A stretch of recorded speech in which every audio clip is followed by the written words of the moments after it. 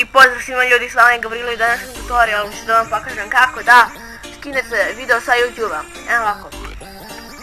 Što sam malo brzo rekao. Sad ćete vi prvo dole kod vašeg tag linka gdje je www.youtube. Vi ćete kod te tačke ukucati i ćete onda enter. I onda bi vam izašlo ovako nešto. Pustite da se učita. I onda pogledajte taj vaš video, onda stavite u kojoj ćete rezoluciji i to nemojte po meni dirati. I onda kliknete ovdje download i pojavi mi se ovakav folder. Kada vam se to brzo učita, onda ga samo prebacite prosto na desktop ili gdje već hoćete. I da bi onda ispalo ovako, sad ću samo da vam pokažem.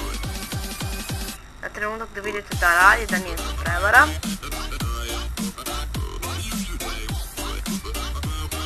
Sada.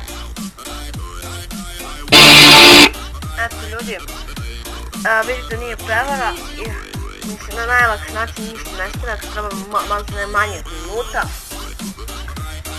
I eto izvinite što ovih par dana nije bilo klipova, zaista nisam mogao da stignem i još plus bila mi je slava Sveti Nikola, tako da eto, to je bilo to od ove epizode